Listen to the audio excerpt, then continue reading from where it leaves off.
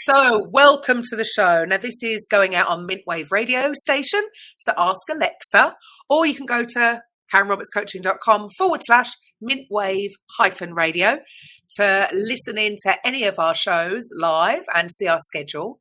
If you're watching or listening to this on a podcast, you can see our whole network.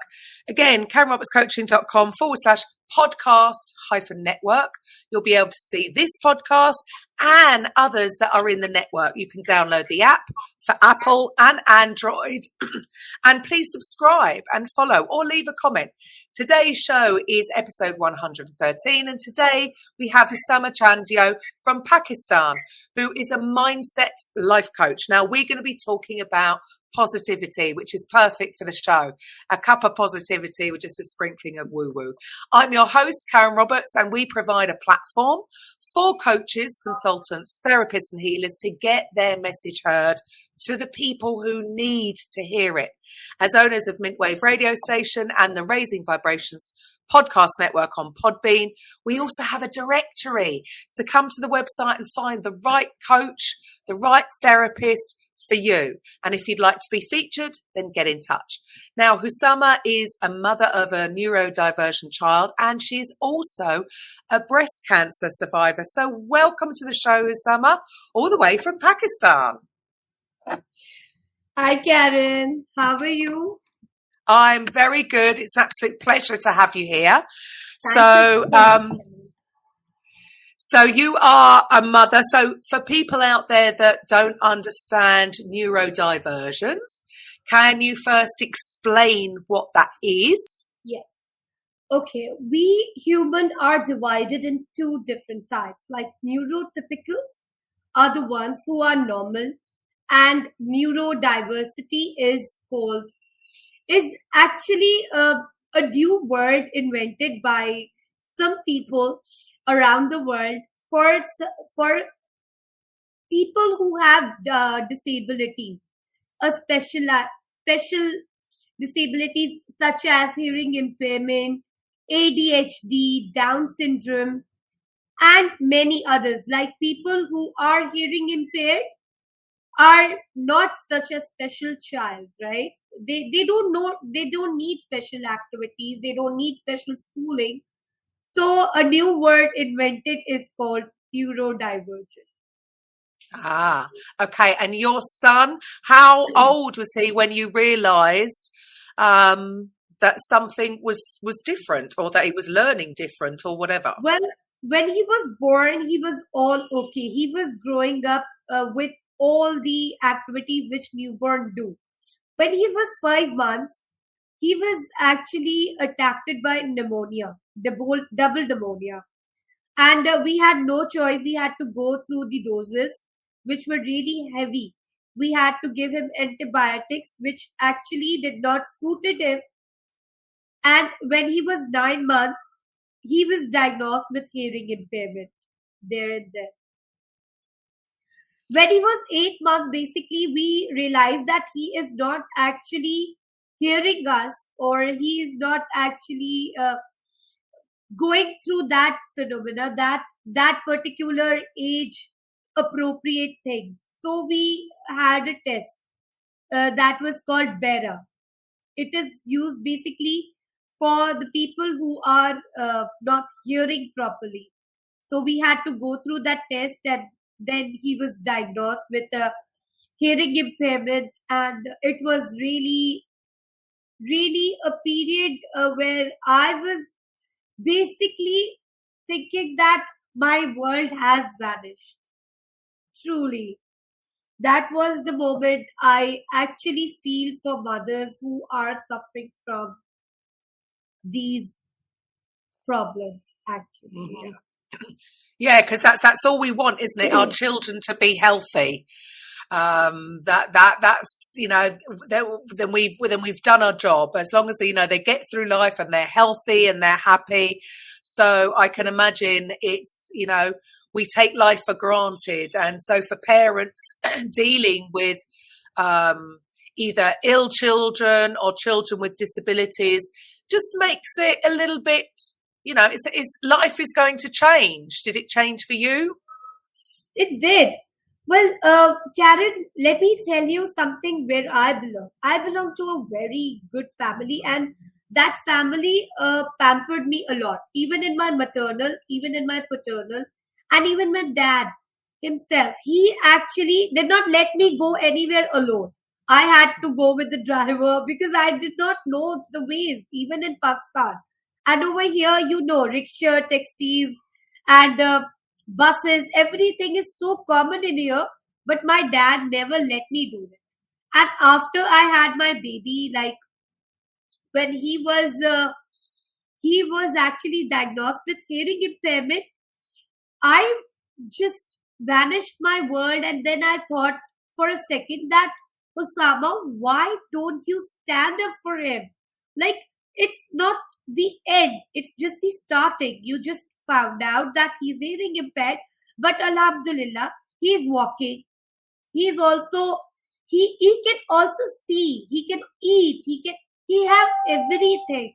So why just one thing makes you feel down?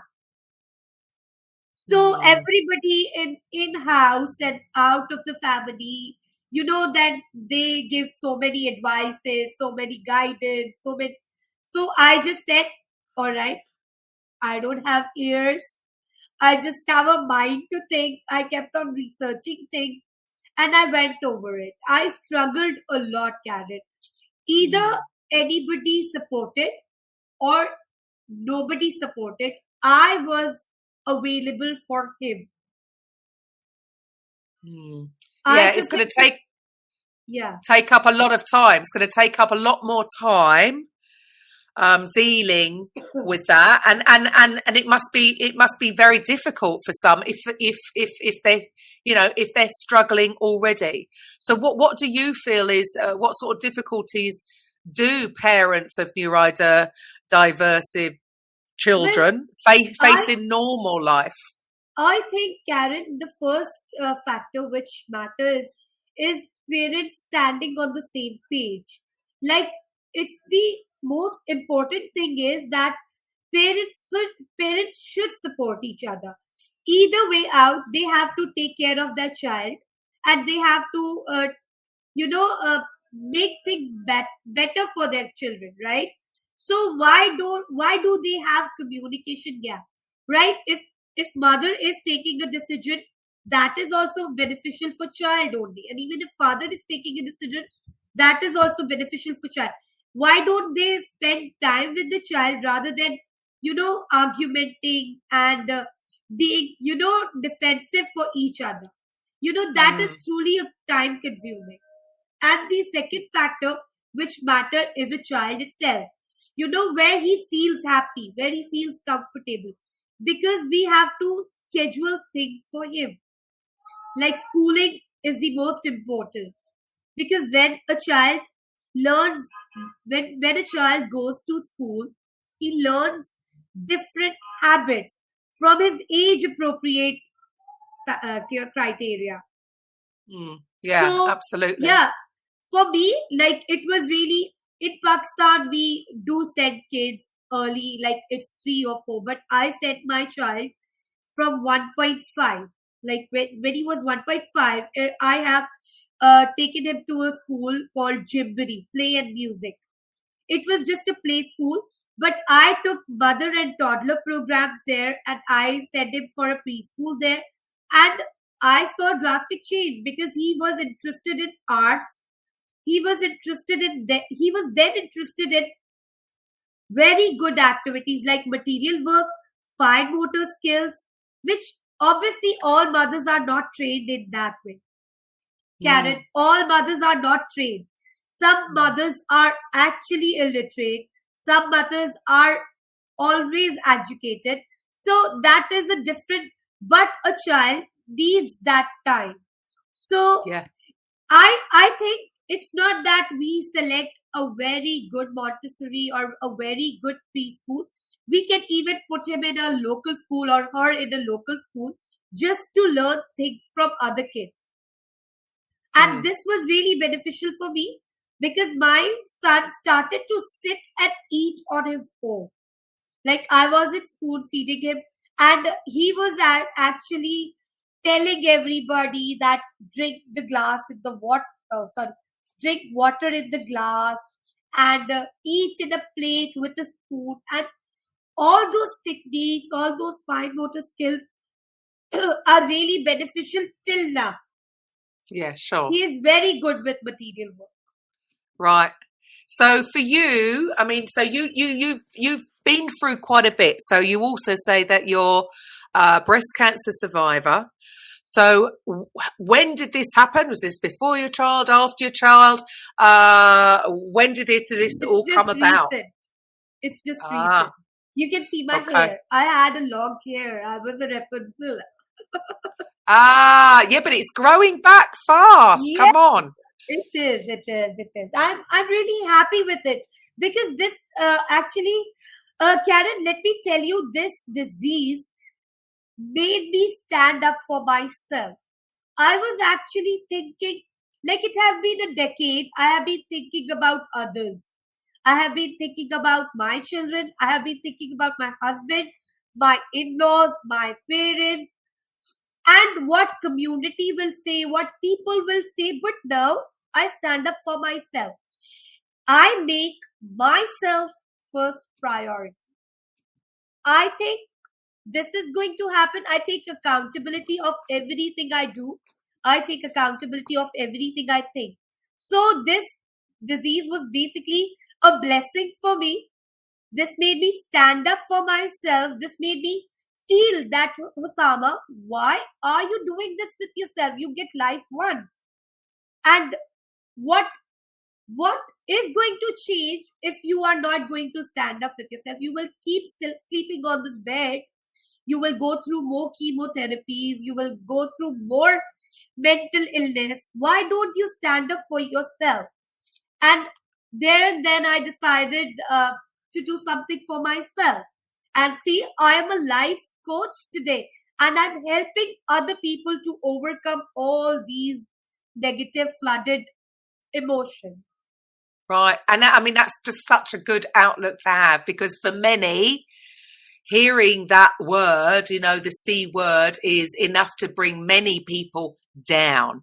But as you just mentioned, you know, a lot of it, and possibly why you ended up with it, is because of the amount of pressure, you know, partly, I'm not saying it's all blamed on that, but when women are, and not just women, men as well, are put under so much pressure, which means they're under so much stress. And like you say, you know, you have to deal with your children, you have to deal with your husband, the in-laws. So mentally, there's a lot going on. Obviously, that's putting on a lot of stress, which means cortisol is in the body. And we know that when there's too much cortisol long term, it's going to have a knock-on effect to the immune system. And so long term like that can be a trigger for all sorts of other ailments. So where do you think, why do you think you had this sort of, you know, epiphany to turn things around and you have such a positive outlook on life? Because, Karen, mental illness is not a choice, but recovery is. This is what turned up, like, this is what turned up in my mind. Like, I was actually so fond of reading books. I was so fond of creativity. I was a preschool teacher once before my wedding, before my marriage, and I used to love my lifestyle. And in this decade, what have I done to myself? Like right now, I have a communication gap with my husband because of my child, not because I am not his choice, that he doesn't love me. It's not that. But we are not on the same boat. Like sometimes we argue on his therapy. Sometimes we argue on his schooling. Sometimes we do argue on his well-being. However, we both are actually looking after him. We both love him.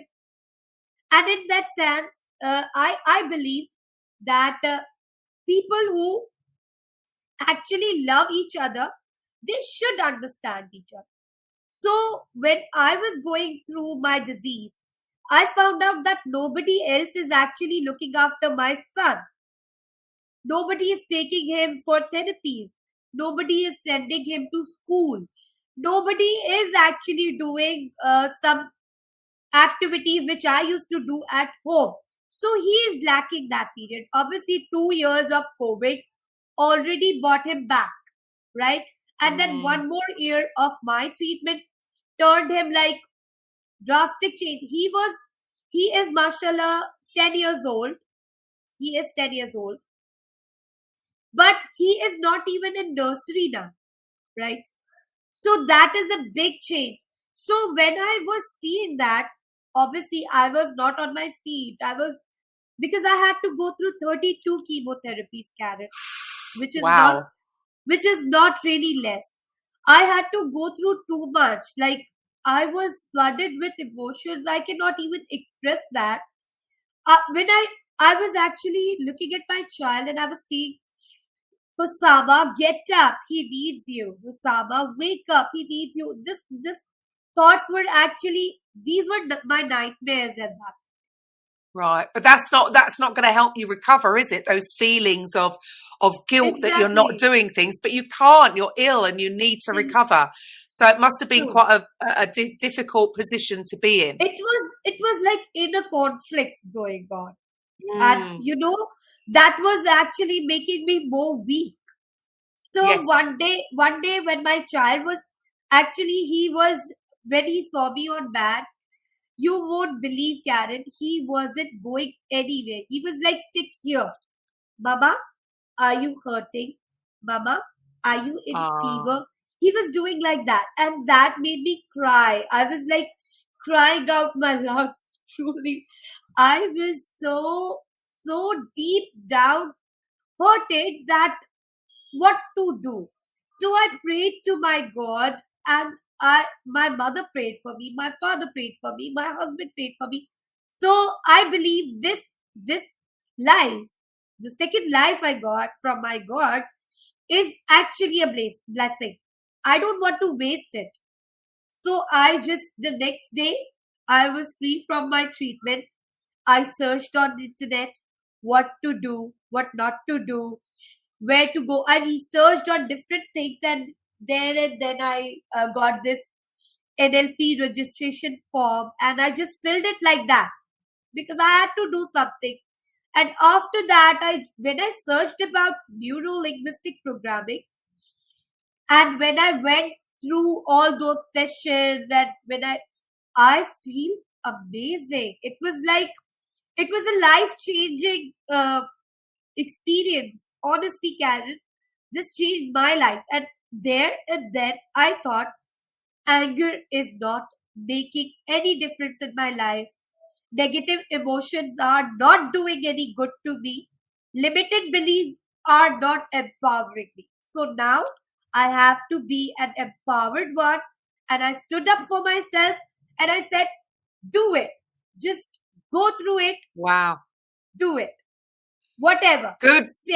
Failure is always a feedback. Failure is not the end. So I truly believe, Karen, that if we try, sometimes we do pass and sometimes we do fail. But failing is not the end. We should keep on trying. And I did that.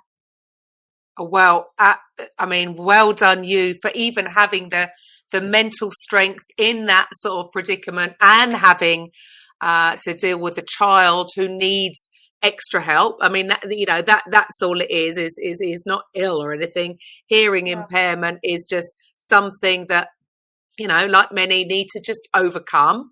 It's just one thing, but I'm sure all the other senses are going to be heightened. So I suppose it's just the way of working differently with them. So have you found that the schools work differently with him, or do you have to do separate things? No. He was actually going to a mainstream school. Karen, let me tell you one incident in my life. From 4 years back, in 2018, I found one because in Pakistan we don't have that many facilities, right? So I had to go abroad. So I chose Dubai because it was really near my country. and it was affordable as well. And it was really convenient because 2 hours flight, and then we can come back in 2 days. Like, so I decided to contact one doctor there, and I had to I had that gut feeling. Why don't I get him diagnosed with different things like speech audiometry, aided audiometry, unaided audiometry, so I know where he is right now, right? I wanted to know his frequency level. I wanted to know his level. So I asked my husband that will you come with me?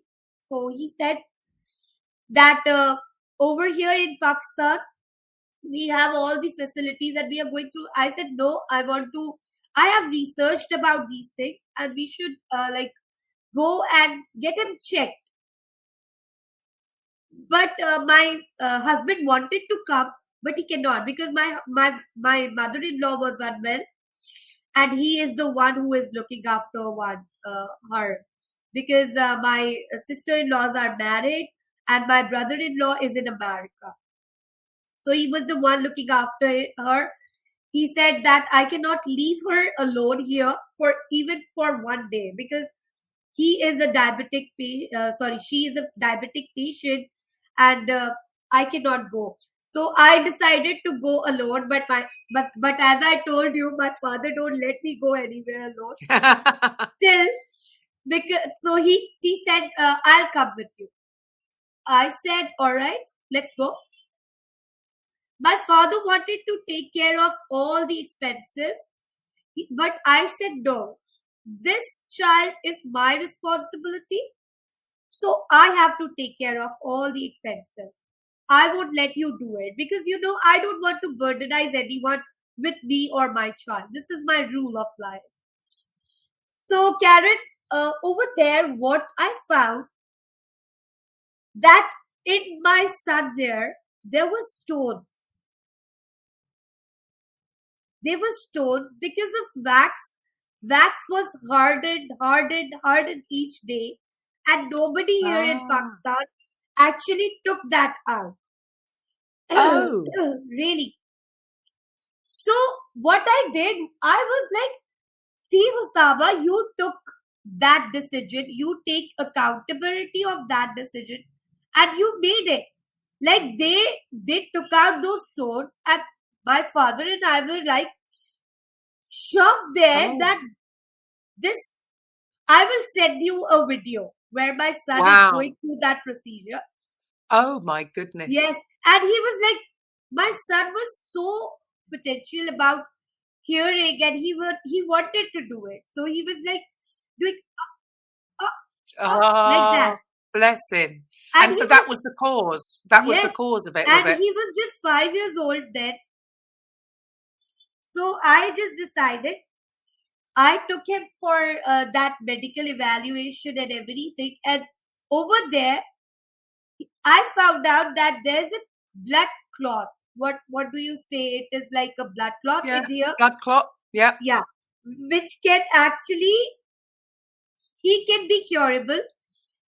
Nobody can go through that surgery or anything, but by time being, when he starts speaking, and that can melt. So, when you take a decision, just stick to it. Sometimes you get positive responses from them. Yeah, so but you wouldn't have known. You wouldn't have known if you hadn't gone over there. Yeah. See, I was really stubborn on that time that I have to go to Dubai. I will go to Dubai. I will give up everything for that. I don't know what was going in, but that mother instinct in me pushed me. That is, Saba, you have to do it. Go through it and go it. So, and you listened to yourself. You listened to your intuitive message that was within, and you went with it, and you didn't let anybody else deter you from the decision you'd made to help your child. Yeah. See, you have such a good outlook on life and so positive. So now you're helping others, right? So now you've decided. So now you do NLP. So you're a mindset and life coach. And who are your focus? Who do you want to help the most? I want to help all the neurodivergent parents. I really want to help them. I really want to make sure that they are actually in better state of mind. I really want to work on their wellness, because when parents are actually thinking positive, positive happens, Karen. I have experienced that. See, Yeah, it's with going to my have a knock-on flooded, effect. with my flooded emotions, nothing helped me. With my negativity, nothing helped me. But when I started thinking positive, when I started taking accountability of everything is like happening for me. Like, I am not even stressed out. I'm not anxious about anything. I am not being curious that what is, otherwise I used to think, what will my son do? How will he make friends? And so many, like, I had list to go on. Right. But When you I really want accept to what help. is, Yeah. you accept it, and then you're going with the flow. Sounds like you're just sort of going with it and being happy in the moment. I mean, that goes a long way, doesn't it? Yeah. In the end, we love our children, right, Karen? So even they have ability or disability, they are our children. So Exactly. why not working for them rather than being anxious, rather than being curious? Why don't we work on ourselves and themselves, both? Right.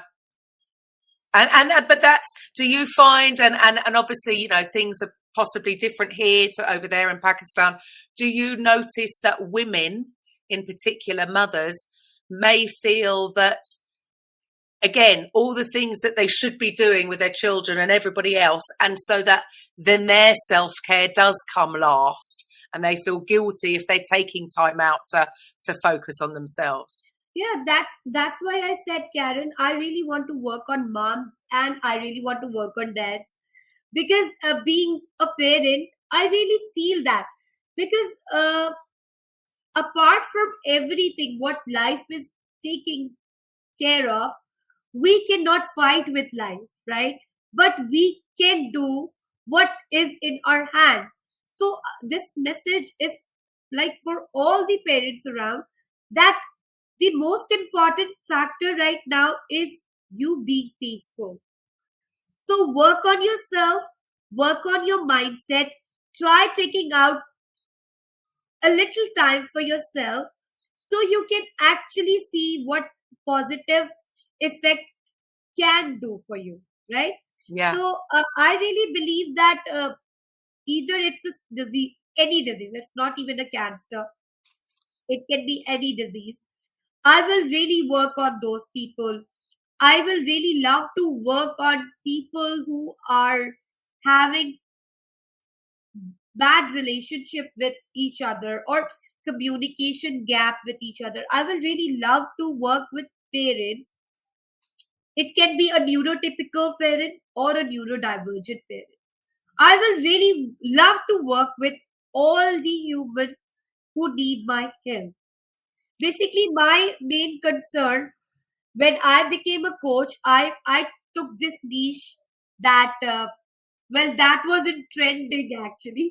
That you have to take a niche. So I decided that I will be working with parents who have a difficult child or different abilities child or neurodiversity, whatever you want to call it.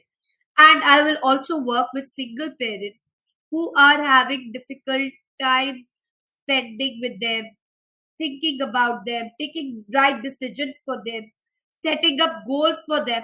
I can work with any of these. So right now, I am really excited to experience my journey. Awesome. Well, you've come through a lot, so now it's your time to thrive. And then, yeah, because you've come through all of this and you're a thriver, you've proved that you've come through this this awful thing that so many people are suffering from these days. But and do you believe that your positive outlook has made a difference to your recovery? Yes, now I don't even care what people say. I don't even care what people think about my life. You know, Karen, when before, it was like 4 years back, when I used to take my child to a restaurant and I used to see people sympathizing them, like sympathizing my son and then asking, is your daughter okay? Is your daughter also having a problem? Because she was actually trying to explain her brother. So the people used to think that both of them are having same problems and all. I used to feel offended. But now when people actually say it, I say yes. My son is a neurodivergent and my daughter is a neurotypical. So they both have to communicate somehow. So they are communicating. Alhamdulillah, my children are doing good. Yeah, and there's nothing to be afraid of. Yeah, exactly. Obviously.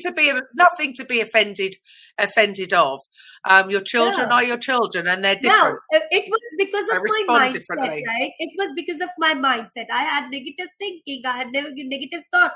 So, even though people are positive and they are coming with sympathizing, I used to be offended. But now, when I know, the people are coming to me because they feel sympathized. Oh, it's okay. So I keep on doing that. In the morning when I wake up, I say, Osama, new day, new beginning. Let it go. Let it be. Whoever is shouting behind your back, let it be. Let it be. Just be yourself. Calm down yourself. Because when people make you angry, what you do? You don't give time to your kids.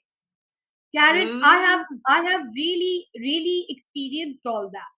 I am talking out an experience, right? I have been through a lot. I cannot even express in 1 hour show. That needs a lot of time. But still, I can just cut to short that I have experienced a lot.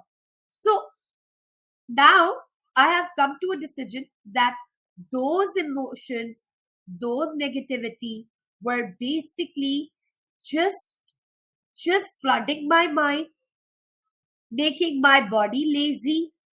I wasn't loving myself. I wasn't caring for myself. I wasn't even thinking about myself. But now, when I have positivity in me, my kids do witness that. Wow, mom, you look good. My daughter keeps on complimenting me.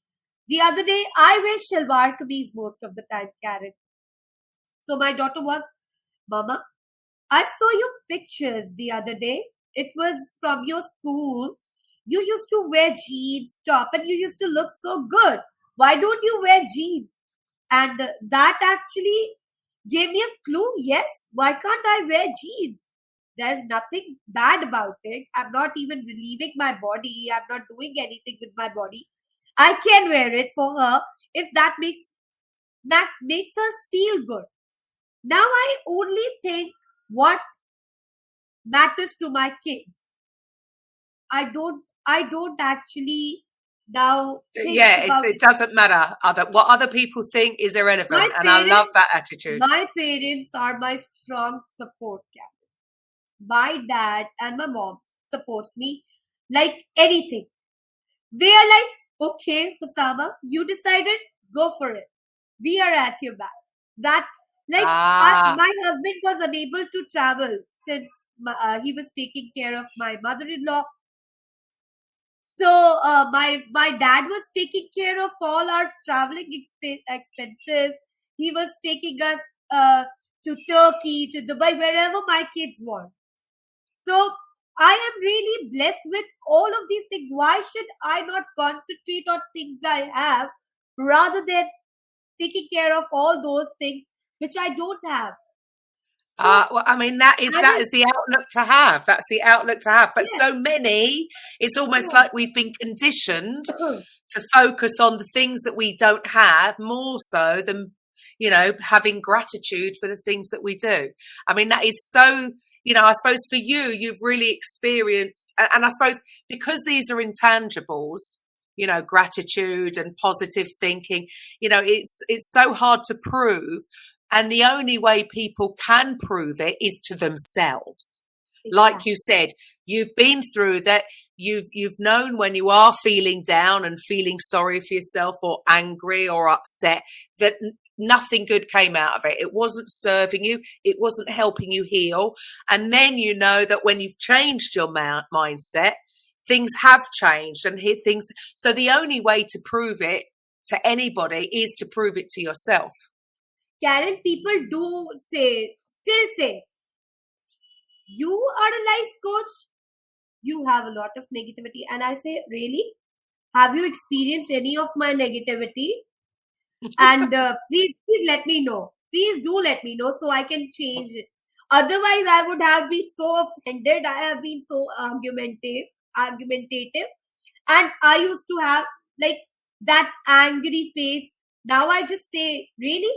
Have you experienced it? Please let me know so I can change it in myself. Well, you see, I mean, on so many coaches, as myself included, so many coaches end up being coaches because of what they've dealt with personally. So because they know it to be true, once you do your inner healing and once you do overcome these mindset issues and change your mindset, because things do change for you, it is quite often natural to then want to go out in the world and help others because it works. And it's not something that can be, we were talking about this, I think, on the last show, the difference with, the problem with Western medicine is, I have seen that show.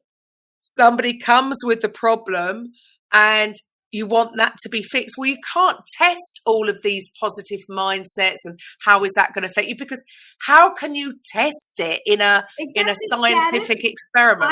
I must say that my husband is also very supportive to me. Like I said, I want to do NLP coaching. He said, go for it.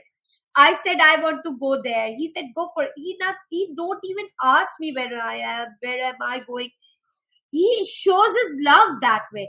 So I was actually feeling guilty about it, that why do always think negative about him? Why don't I take positive things that he is actually allowing me for everything, other than other Pakistani husbands who don't let their wife go out, work, learn, because they are actually thinking that that ego comes in between. My husband never do that. He loves me and he shows his love in his own way. So my father always says, Osama, you have everything. Just be thankful to it. Don't look for those things you don't have. Look for those things you have. Like as Shakespeare said, that one day he was crying out for shoes. But when he saw a man without legs, he stopped crying. So this is a message that be thankful for what you have, not for something you don't have. And then what happens? You get more. Exactly. You can see me. I am a really positive one now. I am actually feeling bad. I have experienced all those flooded emotions for a decade long. Right. Like I am actually missing those days now. Yeah, can I have them back, please? Can I have those 10 years back? Can I have it back now? I've changed my mind. I wish I have a remote control so I can rewind all that episode and take it back. Yes, can we take it back? Well, there you go. But now that's the way forward. So now you're looking at helping others with relation to this. So how would people get in contact with you? I have a Facebook page. I have a Facebook group. I have a WhatsApp number, my business WhatsApp. And I have a profile, a proper profile. Over there, I share my stories. I share all the details. I tell people about neuro-linguistic programming and everything. Like it's my son. Sorry for that. So that's okay. You want to see Karen auntie? Come. You will love. Come and say hello. Say hello. Hi. Come and say hello. Hello. All right. So Karen, I feel amazing to help people, and I'm very responsive to messages. Right. Okay. So how do people find you? What's your Facebook page? What is it called? My Facebook, my profile name is Osama Chandio. HUSSAMA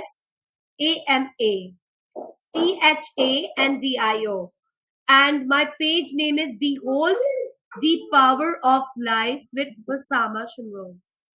Oh, that's a lot. That's a long-winded. You're going to have to repeat that. Say that again. Behold the Power of Life. Behold the Power of Life with Osama. Yes. Okay, awesome. My group name is Reprogram Your Unconscious Mind. Reprogram your unconscious mind. So you've got NLP in your toolbox. How else do you help your clients? I help with timeline therapy. I counsel them. I have an anxiety interventions going on. Like I do it for myself as well. Well, that's it. Most coaches and healers, it's about their healing journey first before then going on. Metaphors are really important. Basically, what you experience, you can actually feel that. Like right now, whoever I have as a client, I whenever they are sharing things with me. Yeah, no, and that's how it should be. It is all about sharing a story, because there's going to be other people out there that may be going through what you have been going through. Whether so that's this is what with I'm relation, saying, Karen. Experiences have dragged me here. Like I have really good amount of experiences. It can be either relationship. It can be either being mother. It can be either being mother of a neurodiversion. It can be a cancer survivor. And it can also be a teenage girl who had so many dreams, who was so career orientated. And in a way, like in few moments, just because his father wanted, like it's just because her father wanted her to marry someone from the family, she just said yes. And even like it was a decade after that, and again here she stands up with a career, with goals, and with helping people. Like it's a really amazing story for myself. If I would have someone having this type of a story, I would have really inspired her. So, and you're going to be, because so many women, especially in Pakistan, recently I had to go through someone, and I really inspired. He is my mentor, basically, Arslan Larik, and I am so inspired with his story that I really want to achieve something in my life now before I die. Brilliant. So this is your time now. Now your son's getting older. And, and I'm sure, do you feel that with your mindset changing, that, again, everything's just running a lot smoother? Are things getting a lot easier? Yeah. This is my struggling period, basically. But still, I am managing everything. Like, I take clients. I also take care of my kids. I also learn. I take my classes daily. I revisit and revise my work. So you're still studying. You're still studying as well, aren't you? About to do your masters? Yes, I am about to do my masters, but I keep revising it, so I cannot lack something. I have done it. I'm done with it. We have that audio files with us from our mentor. It's a gift. It's from Ted James. It's from Ted James. So I go through that daily. I I give 1 hour to myself just to stay calm. So it's just that I keep on revising it, so it's clear in my mind. Perfect. So now this is your time to thrive, and I think you must be a massive inspiration for many other women in Pakistan and across the world, because especially as you said, sort of many women are married off, and they might think that's it for them. They can't do anything else. So for you to be an inspiration to those and to say, yeah, you can still have a marriage and have your children, you can still have that, but you can also still have whatever it is your calling is, whatever it is you're passionate about. So this is your journey now to try and inspire other women in Pakistan, and not just Pakistan, all across the globe. This is the beauty of the internet. I'm taking clients all over the world. I can take anyone who is in need. You can just DM me, and you can WhatsApp me. I have my page, I have my group, I have my profile, and everybody is more than welcome there. They can share things up. They can actually ask for assistance. They can ask me my story and how am I helping myself to lead to future. Awesome. Thank you so much for being here, because obviously, this is you're all the way over there. It's a different culture, like you say, for women, especially. Many probably this is all quite new for them. Even the talk about NLP and things. So I'm sure that you're. NLP is. Yeah, it's very. What NLP is. So you really are being the driving force over there to sort of change the mindset of not just women. I have to take 1 hour to just explain what NLP is. So basically, right now, this is my job to help people learn about NLP. Well, you're spreading the word, and there you go. It takes one person. If you can just change one person's mindset, then you've done there you go. You've done your job. You're going to feel good. They're going to feel good. And it's going to have a knock-on effect. It's like a ripple effect, isn't it? The more people you help, the more people it's going to spread out. I'm sure you're going to have many women really sort of looking to you as an inspiration. So that's brilliant. Karen, what motivates me more is my father's word. He says, Osama, now you have chosen this career. Think about other person. They are coming with whole loaded heart. Try to help them as much as you can. Don't think about anything else.